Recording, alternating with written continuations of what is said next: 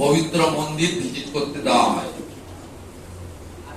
গতকাল লেট নাইটে এসপি হাওড়া গ্রামীণ তিনি আমার প্রাইভেট সেক্রেটারির মাধ্যমে অনুরোধ করেছেন যে উভয় সম্প্রদায়ের মধ্যে টেনশন আছে, উত্তেজনা আছে, আপনি একটা দুটো দিন বা ডেট বলেননি, বলে কয়েকদিন পরে এলে ভালো হয় বা পরে এলে ভালো সময়ে ওই এলাকা ভিজিট করতে চান। এখন পর্যন্ত তার রেসপন্স এসপি করেননি। এর আগেও এই ধরনের ইনসিডেন্ট গত 4 বছরে মানে আমি বিরোধী দল নেতা থাকাকালীন হয়েছে এবং অনেক ক্ষেত্রেই পুলিশের বাধাদান এবং অসহযোগিতার ফলে আদালতের থেকে হস্তক্ষেপ নিতে হয়েছে এবং এলাকা ভিজিট করতে হয়েছে। এটা সম্প্রতি মোথাবাড়ি, শামসেরগঞ্জ, ধুলিয়ান এবং মহেশতলা, রবীন্দ্রনগরেও আপনারা দেখেছেন। সেই পরিবেশ যাতে আরো খারাপ না হয়, পুলিশের পরামর্শ অনুযায়ী আমরা পুলিশকে বলেছি, এসপি কে বলেছি, আপনি ডেট নির্দিষ্ট করে জানান, আমরা ওয়েট করছি পুলিশের রেসপন্সের জন্য। এটা একটা দিক গেল। অন্যদিকে আমরা উলবেড়িয়াতে ভারতীয় জনতা পার্টি জেলা কার্যালয়ে আপনাদের সঙ্গে মিলিত হওয়ার আগে ভারতীয় জনতা পার্টির স্থানীয় মন্ডল সভাপতি রবীন সাধুখা সহ যে 7 জন হিন্দু বীর তারা গ্রেপ্তার হয়ে আছেন, তাদের পরিবারের সঙ্গে মিট করেছি। ক্ষতিগ্রস্ত দোকানদারদের মধ্যে যারা এসেছেন তাদের সঙ্গে মিট করেছি এবং যে উকিলরা এই মিথ্যা অভিযোগ হিন্দুরা আক্রান্ত, হিন্দু মন্দির ভাঙলেন, হিন্দুদের রক্ত পড়ল, হিন্দু বাচ্চাকে কোপালেন, হিন্দু দোকান বেছে বেছে লুট করলেন, একটাও মুসলিম দোকানে হাত দেয়নি, এরা আনাজ পর্যন্ত লুট করে নিয়ে গেছে। সেই জায়গায় আমাদের লয়ার টিমের সঙ্গে আমরা মিটিং করলাম।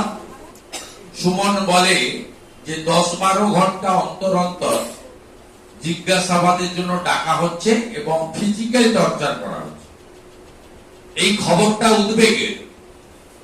তাই আমি যে লয়াররা দেখছেন বিজেপি লিগ্যাল সেলের রাষ্ট্রবাদী লয়াররা, তাদেরকে পরামর্শ দিয়েছি অবিলম্বে মেডিকেল চেয়ে উলবেড়িয়া কোর্টে একটা পিটিশন করতে, এবং উলবেড়িয়া কোর্টের নাকি পিটিশন দিলেও রিসিভ করা হয় না। আমি বলেছি আপনারা মেলে দেন স্ত্রীকে, তারপরে যা করার করব, রাস্তা আছে। দ্বিতীয়ত, আমি স্থানীয় নেতৃত্বের ফোন থেকে ওখানকার ওসি যিনি আছেন বাউরিয়া, মিস্টার সুমন্ত দাস, তার সঙ্গে কথা বললাম। আপনারা রেপিস্টদেরকে ধরতে পারেন না, আর এই সুমনের উপর টর্চার হচ্ছে, এটা আমার কথা। আমি ওনাকে বলেছি, উনি অস্বীকার করছেন যে ওনার নোটিশে নেই। আমি বললাম এই কেসের আইও আছেন একজন, শাহজাহান বলে এসআই। আমি ওসিকে বলেছি, দেখুন মুঘল পাঠান আমলে শাহজাহান ছিল, সেই শাহজাহানদের রাজত্ব এখন নেই। আপনার এসআই কে, আইও কে বলুন গণতান্ত্রিক ভারতবর্ষের সংবিধান মেনে তার যে ডিউটি সেটা করতে এবং পিসি চলাকালীন সুপ্রিম কোর্টের যে ডাইরেকশন আছে সেটা মেনে চলতে হবে। তিনি বা তার পার্ষদরা সুমনদের, রোহিতদেরকে পেটাবেন আর আমরা চুপ করে বসে দেখব, দুটো কাজ একসঙ্গে হবে না। হায়ার কোর্টে আমরা যাব। আমরা আজকেই এদের মধ্যে যারা অর্থনৈতিকভাবে দুর্বল, তাদের সংসার যাতে তারা চালাতে পারে, তাদের বাড়ির আর্নিং মেম্বার যেহেতু জেলে, তার ব্যবস্থা পার্টি বিজেপির পক্ষ থেকে আমরা করেছি। আহতদের সম্পূর্ণ চিকিৎসার দায়িত্ব বিজেপি নিচ্ছে। ক্ষতিগ্রস্ত দোকানদারদের মধ্যে যারা এসেছেন এখানে, তাদেরকে আমরা অর্থনৈতিক সাহায্য দিয়েছি প্রাথমিকভাবে, হয়তো সম্পূর্ণ নয়, আংশিক। তাদের দোকান চালু করতে বলেছি। আরো অর্থ লাগলে আমরা ভারতীয় জনতা পার্টির পক্ষ থেকে দেব। আমরা এইভাবে পশ্চিম বাংলায় হিন্দুদের ক্ষতিগ্রস্ত হতে, বিপন্ন হতে, হিন্দু জাতিকে কার্যত শূন্য করে দেওয়ার যে প্রয়াস মুসলিম লীগ 2 সরকার মমতা ব্যানার্জির নেতৃত্বে চলছে, আমরা এটা কোনোভাবে বরদাস্ত করব না। এসপি কে 9 তারিখ থেকে কানেক্ট করা হচ্ছে।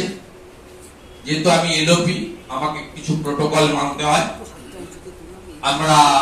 আমি এটা এসপি কে জানিয়েছিলাম, উনি গতকাল সন্ধ্যাবেলা রেসপন্স করেছেন। তারপরে রিটার্ন মেল দিয়েছে, আমি এটা ডকুমেন্টে আপনাদের দেখালাম।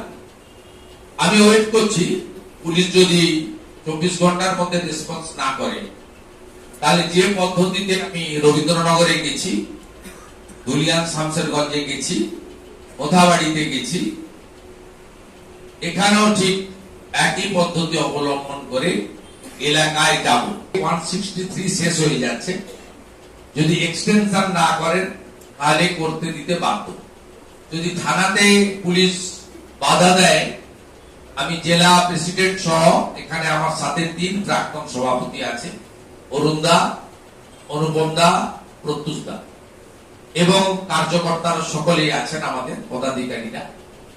আমরা বলেছি যে আমাদের কর্মসূচি হবে শান্তিপূর্ণভাবে, হবে গণতান্ত্রিক ভাবে হবে। কোন উত্তেজনা আমরা ছড়াতে আমাদের লোকেরা যাবে না। আর যদি করতে ওরা না দেয়, 163 কে এক্সটেন্ড করে, তাহলে পাঁচলাতে এসপি অফিসে করেছে রথের উপরে, শুধু বাউরিয়াতে নয়, এখান থেকে 15 কিলোমিটার দূরে ডোমজুর স্থলপে রথের উপরে আক্রমণ করে রক্তাক্ত, আমি ভিডিও সেদিন দেখিয়েছি আপনার, ভিডিও কি দেখবেন আরেকবার, প্রভুর রক্তাক্ত। এটা বাংলায় কোন হিন্দু মমতা ব্যানার্জির আমলে সেফ নয়। তৃণমূল করতে পারেন, সিপিএম করতে পারেন, অন্য কিছু করতে পারেন, কিছু নাই করতে পারেন। আমি আপনাকে বলে দিলাম, এই জেলাতে শেরপুরে গত বছর 5টা দুর্গা মূর্তি ভেঙেছি। ছত্র ক্যাম্প দেখবো কার কথা আছে মন্দির। একটা বিষয় যে সলিড ভোট ব্যাংক 32-33%,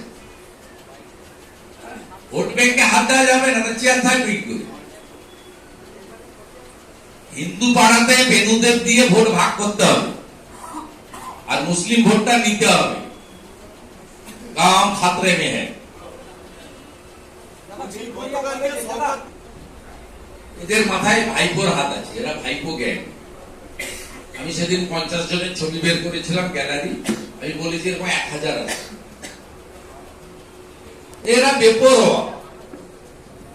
বেপরোয়া, এদের কিচ্ছু হয় না। এরা যদি চাপে চুপে জেলেও যায়, জেলেতে যেদিন দরকার লুচি তরকারি খাবে, যেদিন দরকার খাসির মাংস খাবে।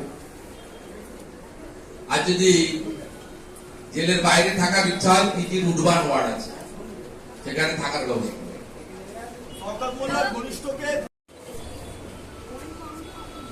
আজকে সকালে আমি একটা পোস্ট করেছি, দেখবেন, মহাদেবকে অপবিত্র করছি।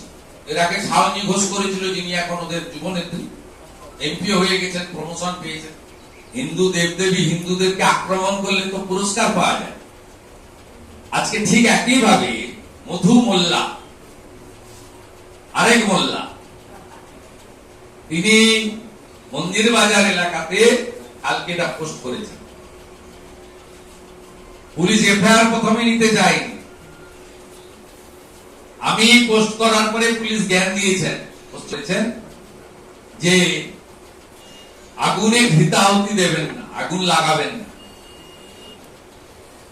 আগুন লাগানোর মতো কাজ করছে তো।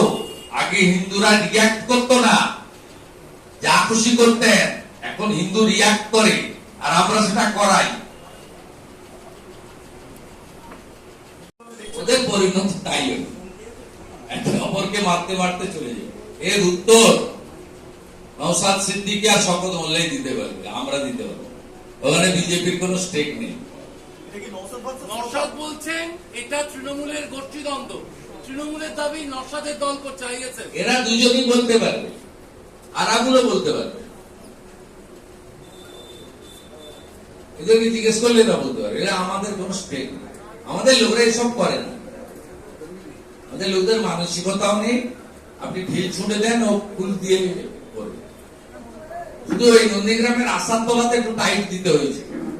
তুলসী গাছে হাত দিতে গেছিল, বাজনা বন্ধ করিয়েছি, আলো বন্ধ করিয়েছি। মহরমের মাথা নিচু করে হাঁটতে হাঁটতে আলো বন্ধ করে অন্ধকারে তিনজন করে পুলিশ কাজ করিয়ে। পেয়ারা গাছের ডাল কেটেছিল, কিচ্ছু বলিনি। যখন তুলসী গাছে হাত দিতে গেছে একদম সঙ্গে সঙ্গে টাইট করে দেয়।